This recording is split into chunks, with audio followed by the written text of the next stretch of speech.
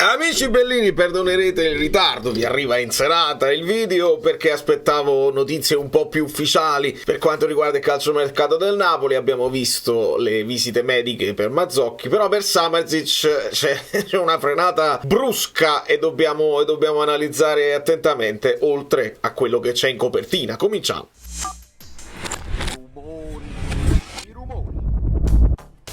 Allora, nel dare il benvenuto a Michele e a tutti i nuovi iscritti che con pazienza mi seguono, video lunghi, video brevi, insomma, grazie mille a tutti. Lasciate un like per sbloccare queste trattative perché siamo in ritardo e lo dico fortemente, con forza. Che siamo in ritardo e non voglio sentire ma quello è appena aperto, no, noi quando abbiamo venduto Elmas era chiuso il mercato e lo abbiamo venduto immediatamente. Dovevamo già averlo il contratto per Samardžić, anche se, e insisto sulla questione, Samardžić non va ad occupare le caselle di Elmas, Samardžić va a occupare uno Zielinski che è più di là che di qua. Quindi attenzione, e visto che siamo stati un po' tutti possibilisti, visto che siamo stati in attesa, pazienza, aspettiamo, vediamo, non giudichiamo troppo in fretta quest'estate, quando si facevano insomma delle scelte molto rischiose, adesso io sento il dovere di essere preoccupato e di manifestarlo con forza nella speranza che si sblocchi tutto e che poi possiamo essere subito smentiti dalle azioni del Napoli, i fatti, non le parole, perché le parole se le porta via Twitter le parole. Allora, partiamo dalla questione Politano, perché ci spostiamo con un'analisi tattica, con un ambrabam un po' tattico, e il report dell'allenamento del 3 gennaio, siamo al 3 gennaio, mancano 4 giorni a Torino-Napoli, e ad oggi possiamo immaginare che Mazzocchi non ce l'ha fatta a fare il primo allenamento, se tutti parlavano fa subito l'allenamento, e invece no, arriverà a fare l'allenamento probabilmente domani, però le visite mediche domani ci aspettiamo, ufficialità, tweet, le foto, le penne e tutte le cose belline. Va bene. E nonostante il ragazzo non sia Alexander-Arnold e non ce lo dobbiamo nemmeno aspettare Alexander-Arnold nel Napoli, lo ritengo comunque una pedina importante visto i diffidati del Napoli e visto che Zanoli è in uscita e visto che Zanoli comunque non gioca con Mazzarri, quindi devi dargli uno che probabilmente nel momento di difficoltà, di emergenza, non parte titolare mai. Lo puoi tenere in considerazione visto che hai Mario Rui con Olivera infortunato, Mario Rui in diffida e Di Lorenzo in diffida, quindi Mazzocchi era una priorità assolutamente, quindi bene che si sia fatto in tempi brevi, però attenzione, l'allenamento eccetera eccetera, gli azzurri preparano eccetera eccetera, la squadra ha iniziato la sessione con lavoro di forza, successivamente il gruppo, il Torello eccetera eccetera, mini torneo di 4 squadre composto da 5 uomini, avevi un po' di tempo per fare le azioni d'attacco, lasciatemi perdere con la battuta. Politano ha svolto lavoro personalizzato per un affaticamento. Ora l'affaticamento muscolare lo sappiamo, se ne parla spesso quando il giocatore magari è un po'... Politano era espulso, si è riposato, non ha giocato, ha dovuto fare solo allenamento di mantenimento. Che cos'è questo affaticamento muscolare? Se noi ci prendiamo qualcosa dalla gestione di Garcia, non è l'eccezionalità delle tattiche di Rudy, ma ci prendiamo quello che ci ha detto e che ci ha fatto sapere quando ci parlava di infortuni di mercato. E visto che è una notizia non nascosta che Politano è entrato nell'orbita dell'Arabia Saudita e magari sta ragionando su questa offerta milionaria, il Napoli deve avere già pronto Bakayoko. Faccio un nome a caso, nel senso che non puoi nemmeno rischiare un'altra storia Zielinski, se ci sta un giocatore che poi magari resta...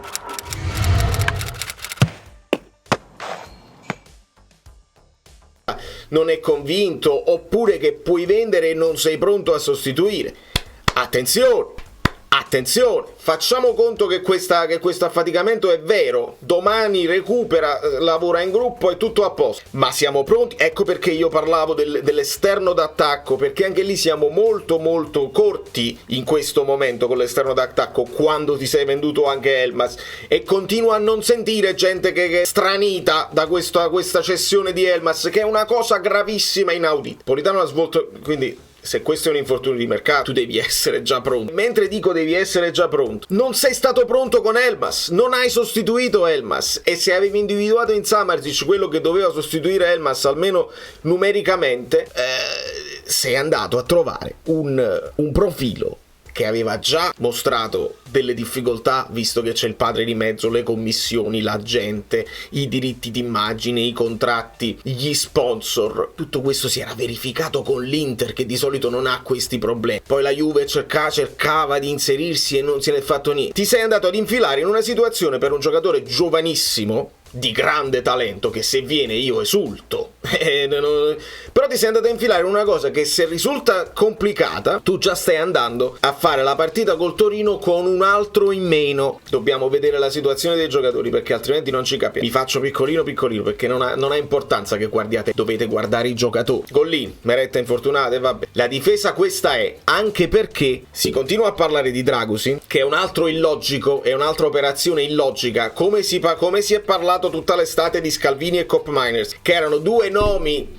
esotici che interessano, che accendono la fantasia dei tifosi, perché uno è il giovanissimo difensore che magari in futuro diventerà una certezza, l'altro era l'obiettivo del Napoli da sempre, esotico, molto bello, e non si fa. Adesso mi state parlando di Dragusin e di Samardžić, e somiglia come storia, somiglia a quella di Veiga, somiglia troppo perché te la stiamo portando a lui. Dragusin, il Napoli non fa aste, tu vai in conflitto con un'offerta del Tottenham, mi sembra un'assurdità. 2, è un giocatore giovane che magari in una squadra che sta facendo il campionato della salvezza va bene. Secondo me non è il profilo adatto, perché nella sua esperienza che aveva fatto anche l'anno scorso non aveva fatto queste grandi cose. Adesso si sta comportando bene in un Genoa dove tutti si stanno comportando un po' meglio rispetto agli anni passati. Stai perdendo tempo per Dragusin? Io spero proprio sia un'invenzione giornalistica, perché poi sento dai Ostigard al Genoa di nuovo per prendere Dragusin, e cosa hai risolto? Con Ostigard almeno hai un po' più di esperienza internazionale, perché nella sua nazionale è titolare inamovibile. Cosa risolvi se dai via Ostigard e prendi Dragusin? Non risolvi proprio nulla. Prendi un altro difensore giovane, che se lo affianchi probabilmente a Kim e Rachmani è un conto, ma se lo devi affiancare a un Juan Jesus, se lo devi affiancare a un Rachmani che non sta garantendo, secondo me perdi completamente, è un'altra occasione persa, stai perdendo del tempo. Di Lorenzo, con le problematiche che sta avendo, e Zanoli sta ancora qua, perché nel momento in cui Zanoli esce io devo aggiornare la grafica e devo metterci numero 30, probabilmente numero 30, Mazzocchi, che può andare in panchina qua, e lo mettiamo da questa parte. La difesa è obbligata, centrocampo, anche sa che parte, Cajuste, diffidato, Lobotka. In questo momento ci continuiamo a mettere Zielinski, perché nonostante si sentono tutti questi discorsi, ma è già firmato con l'Inter, adesso mettiamolo in tribuna. Capisco tutto quello che volete dire, ma chi mettiamo in tribuna? Perché se metti in tribuna Zielinski deve giocarci Gaetano, e non hai nessun panchinaro, non hai più nessuno in panchina da mettere a centrocampo. Ecco perché Samardžić deve arrivare ieri, non può arrivare domani. Samardžić doveva arrivare ieri, non può arrivare domani. Anche se non mi convince Samardžić al posto di Cajuste insieme a Zielinski, deve andarci al posto di Zielinski, se Zielinski volete fare questa cosa da grande, da uomini tutto d'un pezzo, lo metti in tribuna, perché invece di farsi vendere in Arabia Saudita, non è che doveva farsi vendere per forza in Arabia, lui accetta quello che vuole accettare per la sua carriera.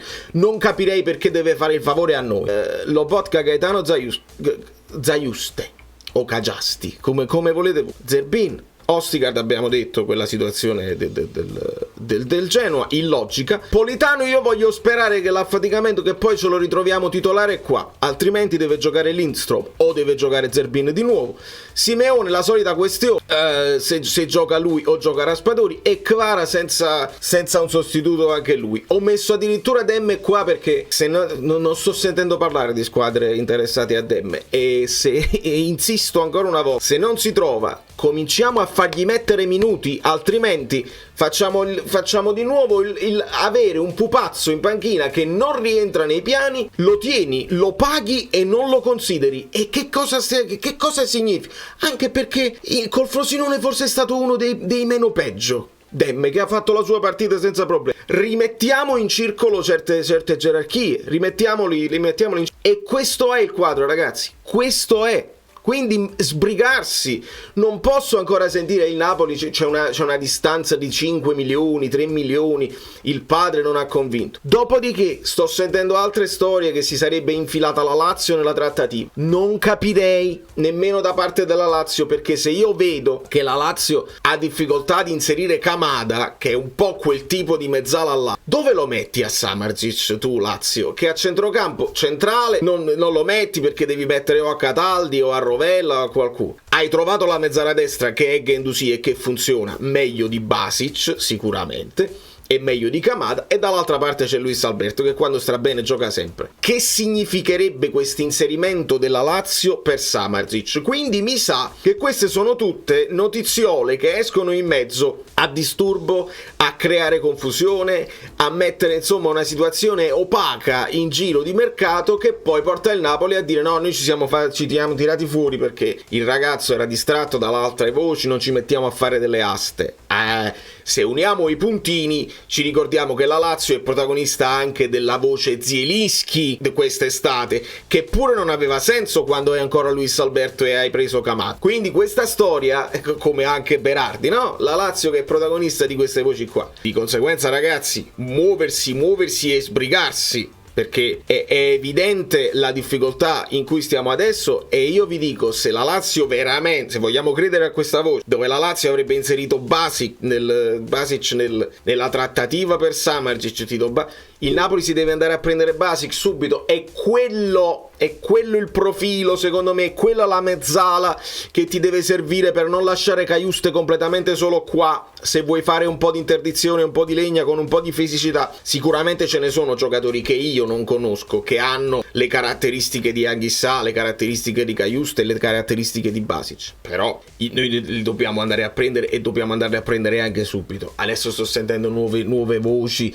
di questo Sanchez, del difensore Galatasaray. Quello che volete voi, quello che volete va bene, ma siamo a 4 giorni dal Torino e invece di aver chiuso per Samardžić leggiamo dell'affaticamento muscolare per Politano. Ed è nostro dovere in questo momento, da tifosi del Napoli, essere preoccupati. Dobbiamo essere preoccupati.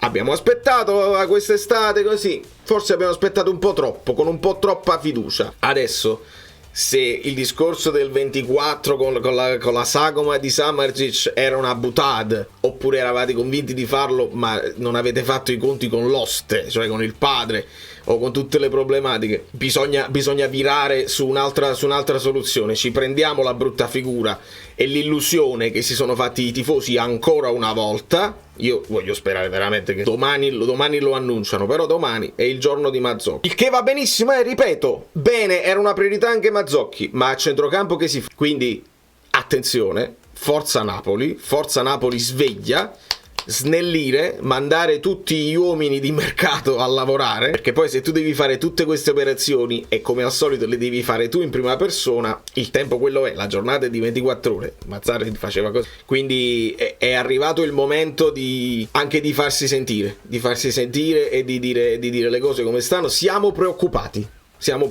senza dubbio. Aspettiamo con fiducia, ma con preoccupazione, gli sviluppi di tutte le vicende, perché non è che serve solo Samardžić, serve anche da fare roba in difesa probabilmente, e non sottovalutiamo l'attacco in questo momento leggerino del Napoli, perché sì, c'è Lindström, ma Mazzarri si fida? Mazzarri ci punta? Mazzarri lo farà giocare titolare contro il Torino? È una domanda legittima, visto che nell'ultima partita gli è stato preferito Zerbi. Da New York, Valerio Fluido è tutto, e non vi preoccupate.